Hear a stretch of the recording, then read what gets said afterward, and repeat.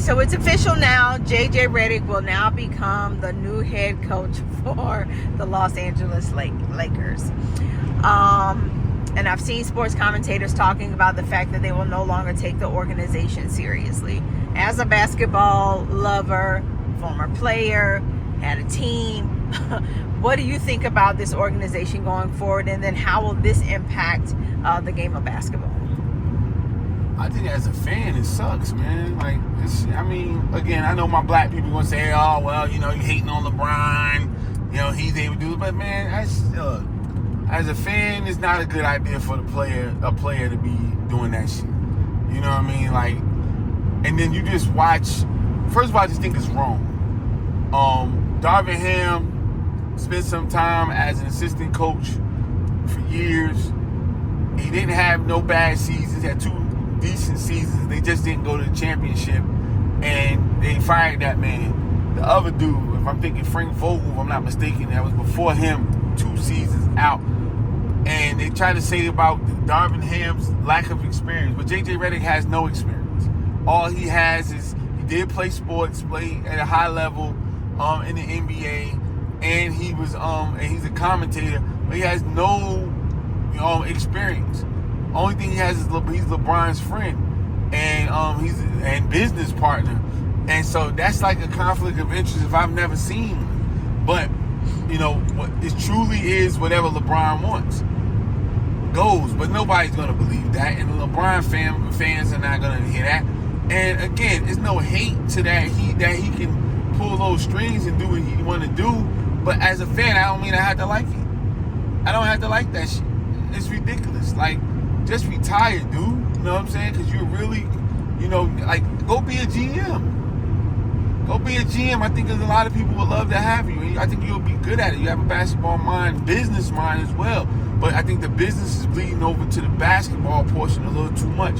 And that's a bad thing for fans. Not for other players who try to make money and trying to mimic you if they do it properly.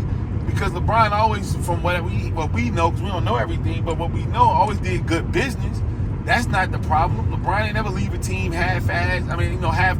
Halfway through no contracts. Gave his 100% until it was time to go. He did all that shit, you know what I'm saying? Exercised his contract that he had, within his rights. But you got people following him not doing it the same way. And they not going to say that he's leading the pack. Just because they're not executing the way he's executing don't mean he's not leading the pack.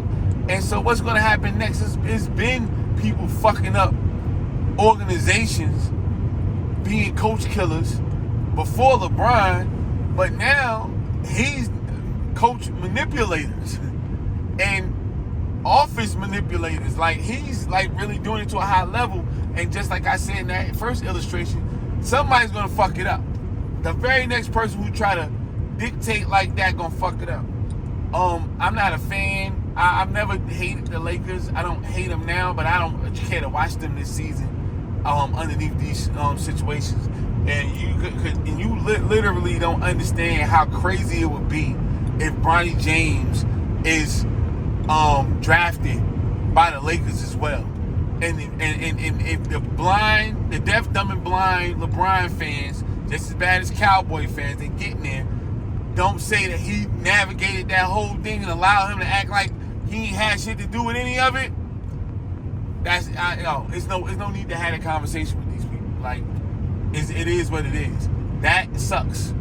And for the Laker fans, it'd be interesting to see how they feel and ask a Laker fan.